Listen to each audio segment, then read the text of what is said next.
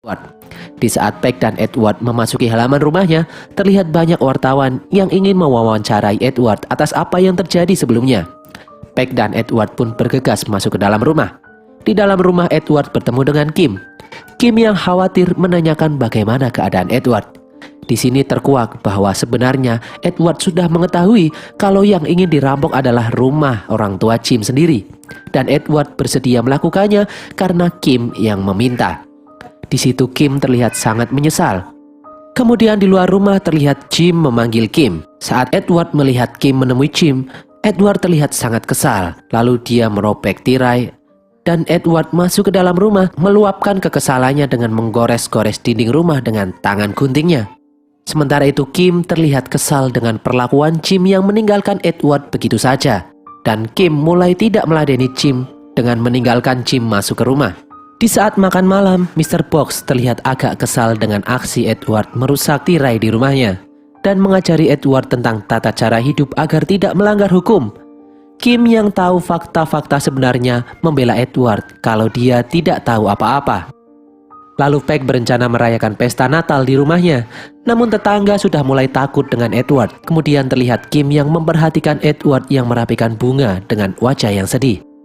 Lalu di malam hari saat Kim sedang membantu ibunya menyiapkan pohon Natal, dia melihat hal aneh di luar pintu rumahnya. Kim pun mulai melangkah keluar. Ternyata di luar terlihat turun salju. Kim pun penasaran karena di daerahnya tidak pernah sama sekali turun hujan salju. Setelah diamati ternyata salju yang turun berasal dari Edward yang sedang mengukir patung dari balok es menggunakan tangan guntingnya. Kim pun terpesona dengan hasil karya Edward sekaligus terpana dengan keindahan salju yang dihasilkan. Kim terlihat menari-nari di bawah hujan salju di samping Edward yang sedang mengukir patung es. Di saat Edward sudah selesai dan akan menuruni tangga, kebetulan Kim juga sedang menari di dekat Edward. Terdengar Jim berteriak ke arah Edward. Secara refleks tak sengaja, Edward melukai tangan Kim. Lalu Jim pun mendekati Edward dan menuduh Edward telah melukai Kim. Meskipun Kim mengatakan tidak apa-apa, hanya goresan kecil dan tidak sengaja, Jim terus mendorong Edward dan mengusir Edward untuk menjauh. Edward pun terlihat ketakutan. Lalu terlihat Edward berjalan pergi meninggalkan rumah Kim. Kemudian Kim keluar rumah dan menemui Jim dan tidak terima atas perlakuan Jim yang telah mengusir Edward. Kim yang kesal lalu meminta putus pada Jim. Kim lalu mengusir Jim dari rumahnya. Sementara itu di jalanan, Edward terlihat kesal dan memotong-motong tanaman yang ada di dekatnya, lalu merobek-robek baju yang dipakainya. Tetangga yang tak terima Edward memotong tanamannya sembarangan sampai menelpon polisi.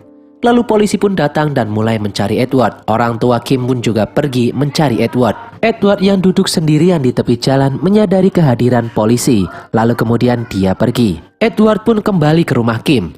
Di dalam rumah, Edward bertemu Kim. Kim yang khawatir dengan keadaan Edward pun memeluk Edward.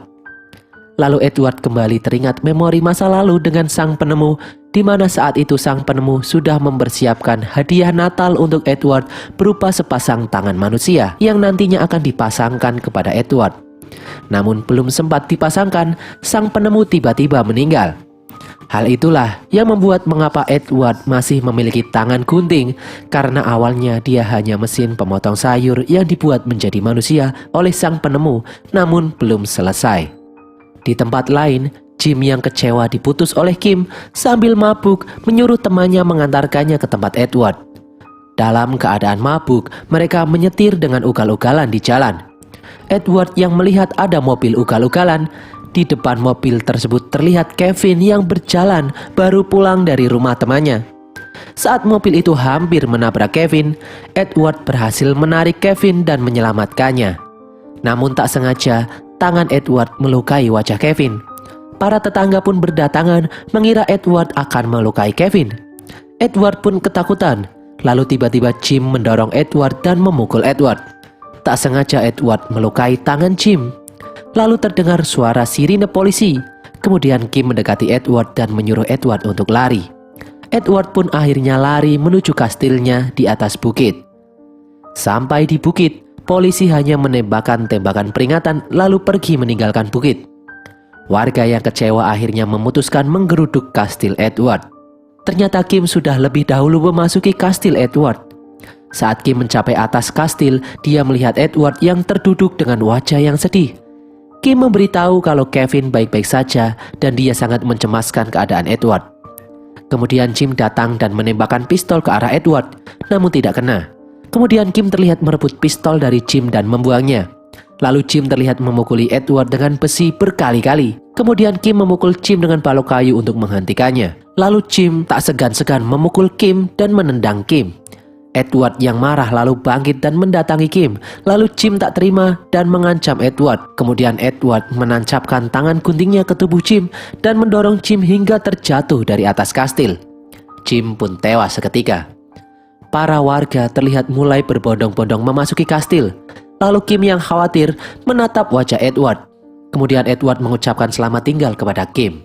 Lalu Kim pun mencium Edward dan mengatakan kalau dirinya mencintai Edward. Dengan raut wajah yang sedih, Kim berlari meninggalkan Edward. Sebelum keluar dari kastil, Kim sempat mengambil onderdil milik si penemu yang berupa tangan gunting mirip seperti tangan Edward. Di luar kastil, para warga kaget melihat tubuh tak bernyawa Jim. Kemudian Kim keluar dari kastil dan mengatakan kalau Edward juga sudah mati tertimpa atap saat bertarung dengan Jim. Lalu Kim memperlihatkan potongan tangan seperti milik Edward. Para warga pun pulang setelah mendengar penjelasan Kim.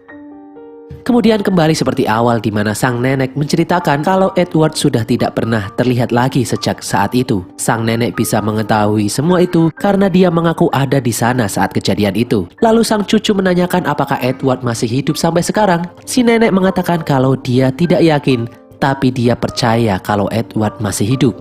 Karena sebelum kemunculan Edward, tidak pernah terjadi hujan salju di daerah itu. Setelah kemunculan Edward, lalu ada hujan salju.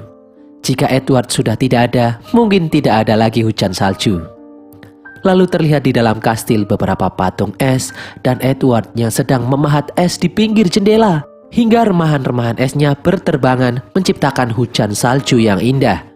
Dan selesailah film ini guys. Semoga kalian terhibur dengan film pilihan Cinemazy Recap. Jangan lupa follow akun media sosial Cinemazy Recap. Untuk kritik dan saran silahkan tulis di kolom komentar.